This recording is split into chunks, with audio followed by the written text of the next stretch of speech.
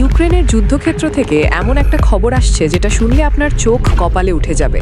রাশিয়ার president Vladimir Putin যে বিশাল সামরিক শক্তি নিয়ে গর্ব করেন, সেই সেনাবাহিনীর ভেতরে এখন একটা অদ্ভুত জিনিস ঘটছে।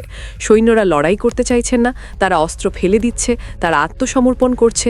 আর এই আত্মসমর্পণের সংখ্যা এতটাই বেশি যে সামরিক বিশ্লেষকরা পর্যন্ত অবাক হয়ে যাচ্ছেন। ঘটনাটা একটু ভালো করে বোঝা দরকার। যুদ্ধ জেতার জন্য সবচেয়ে আগে কি দরকার? সৈন্য। সেই সৈন্য যদি লড়াই করতে না চায়, তাহলে যত অস্ত্র থাকুক, যত ট্যাঙ্ক থাকুক, যত মিসাইল থাকুক, কোনো লাভ নেই। আর ঠিক এই জায়গাতেই পুতিনের সমস্যা শুরু হয়েছে। তিনি ভেবেছিলেন টাকা দিলেই সব হবে, মোটা অঙ্কের বেতন দিলে সৈন্যরা খুশি মনে যুদ্ধ করবে। কিন্তু বাস্তবে কি হচ্ছে? সেই টাকার লোভও এখন আর কাজ করছে না। 2024 সালের শেষে ইউক্রেনের যুদ্ধবন্দী সমন্বয় যুদ্ধটা একটা তথ্য প্রকাশ করেছে, যেটা সবার নজর এড়িয়ে গেছে। সেই তথ্য অনুযায়ী পুতিনের সৈন্যরা রেকর্ড সংখ্যায় আত্মসমর্পণ করছে। শুধু 2025 সালে যত রুশ সৈন্য ধরা পড়েছে, সেই সংখ্যা 2022 আর 2023 সালের মোট সংখ্যাকে ছাড়িয়ে গেছে। এখন পর্যন্ত 10,000-এর বেশি রুশ সৈন্য ইউক্রেনের হাতে বন্দী, আর এই সংখ্যা প্রতিদিন বাড়ছে। প্রতি সপ্তাহে গড়ে 60 থেকে 90 জন রুশ সৈন্য আত্মসমর্পণ করছে।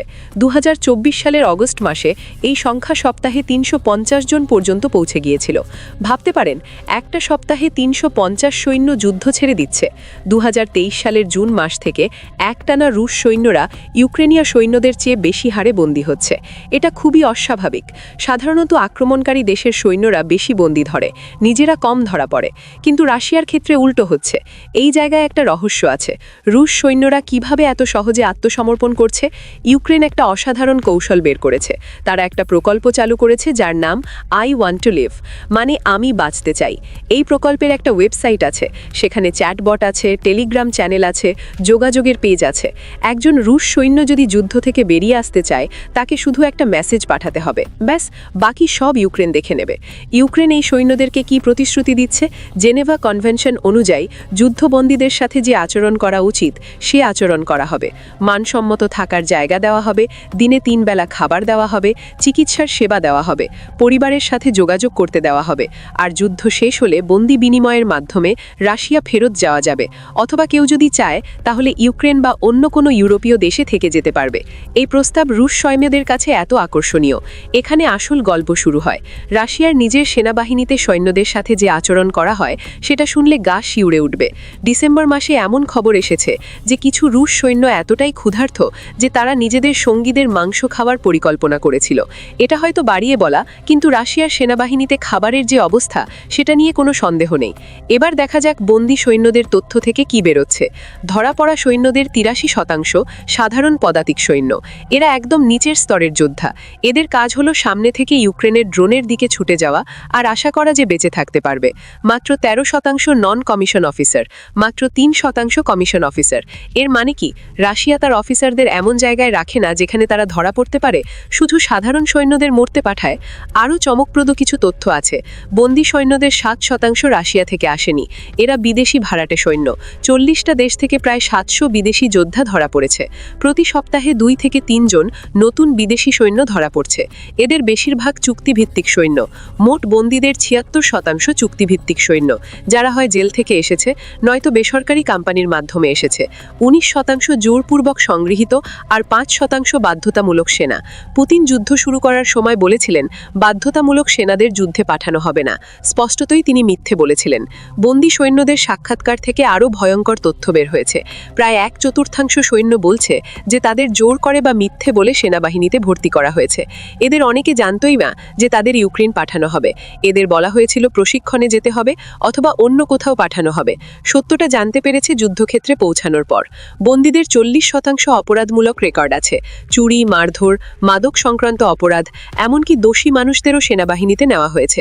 38% সৈন্য সেনাবাহিনীতে যোগ দেওয়ার আগে বেকার ছিল। 30% হাই স্কুল পাশ করেনি।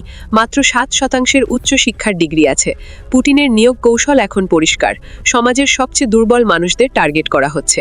কম শিক্ষিত মানুষ, বেকার মানুষ, অপরাধী মানুষ, এদের কাছে মোটা টাকার প্রস্তাব নিয়ে যাওয়া হচ্ছে। এরা অন্য কোথাও এত টাকা পাবে না, তাই তারা রাজি হয়ে যাচ্ছে। অপরাধীদের ক্ষেত্রে আলাদা কৌশল আছে। তাদের বলা হচ্ছে জেলে থাকবে নাকি যুদ্ধে যাবে। রাশিয়ার জেলের অবস্থা এতটাই খারাপ যে অনেকে যুদ্ধে যেতে রাজি হয়ে যাচ্ছে। তারপর আসছে অসুস্থ সৈন্যদের বিষয়। ইউক্রেনীয় কর্মকর্তারা জানাচ্ছেন যে বন্দীদের মধ্যে শত শত সৈন্যদের দীর্ঘমেয়াদী স্বাস্থ্য সমস্যা আছে, এইচআইভি, যক্ষ্মা, ডায়াবেটিস, মানসিক রোগ, এদের সবাইকে যুদ্ধে পাঠানো হচ্ছে। সেপ্টেম্বর মাসে একটা রিপোর্ট এসেছিল যে রাশিয়ার সংক্রমিত সৈন্যদের আলাদা করে রাখছে, এদের হাতে আলাদা ব্যান্ডেজ বাঁধা থাকে যাতে অন্যরা বুঝতে পারে এরা সংক্রমিত। তারপর এদের সবার আগে আক্রমণে পাঠানো হয়। মানে এদের জীবনের কোনো দাম নেই, শুধু গোলার খোরাক হিসেবে ব্যবহার করা হচ্ছে। রাশিয়া সৈন্যদের কি প্রতিশ্রুতি দিয়ে আনছে? বিবিসির রিপোর্ট অনুযায়ী 2025 সালের জানুয়ারিতে নিয়োগকালীন অগ্রিম টাকা আগের চেয়ে 450% বেশি দেওয়া হচ্ছে।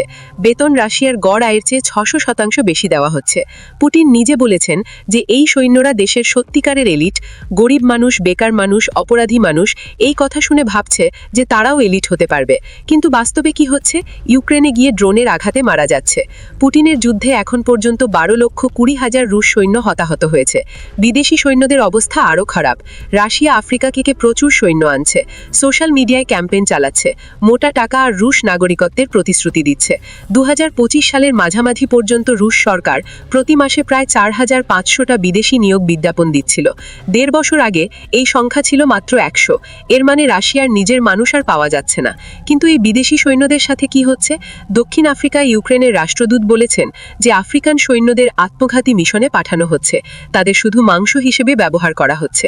জানুয়ারি মাসে একটা ভিডিও প্রকাশ পেয়েছে যেখানে আফ্রিকান সৈন্যরা বরফে ঢাকা জঙ্গলে নিজেদের ভাষায় গান গাইছে। ভিডিও করা রুশ সৈন্য বলছে, দেখো কত ডিসপোজেবল আছে, মানে এদের জীবন একবার ব্যবহার করে ফেলে দেওয়ার জিনিস। বন্দি বিনিময়ের সময় রাশিয়া কাদের ফেরত নিচ্ছে? শুধু সেই সৈন্যদের যারা জাতিগতভাবে রুশ, যারা বেশি দিন বন্দি থাকেনি আর যাদের গুরুতর আঘাত নেই।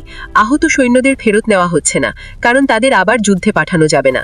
বিদেশি সৈন্যদের ফেরত নেওয়ার কোনো চেষ্টাই নেই। যে 237 জন বন্দি রাশিয়ায় ফেরত গেছে তাদের মধ্যে অনেকে মারা গেছেন, নিখোঁজ হয়েছে।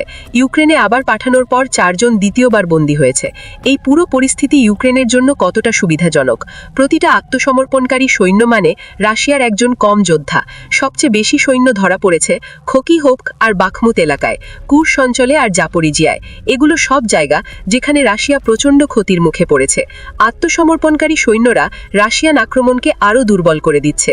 ইউক্রেন এই বন্দীদের থেকে গোয়েন্দা তথ্য পাচ্ছে, রুশ প্রশিক্ষণ পদ্ধতি, সরবরাহ ঘাটতি, ভবিষ্যৎ অভিযানের পরিকল্পনা সব জানা যাচ্ছে। পুতিনের সেনাবাহিনীতে বড় কিছু ভেঙে পড়েছে। সৈন্যরা আর মরতে চাইছে না, তারা বুঝে গেছে যে পুতিনের প্রতিশ্রুতি মিথ্যে। টাকা আর সম্মানের বদলে তাদের জন্য অপেক্ষা করছে শুধুই মৃত্যু। তাই তারা পালাচ্ছে, আত্মসমর্পণ করছে। আর এই প্রবণতা বাড়ছে। 2026 সালে পা রাখতে রাখতে পুতিনের সামনে এখন একটাই প্রশ্ন, কে তার জন্য লড়বে যদি তার নিজের সৈন্যরাই লড়তে না চায়? শেষ পর্যন্ত কি হবে রাশিয়ার ভাগ্যে তা এখনই বলা যাচ্ছে না। তবে পুতিনের কৌশলে শেষ পর্যন্ত রাশিয়া ঘুরে দাঁড়াতেও সময় নেবে না, এটি বলছেন বিশ্লেষকরা।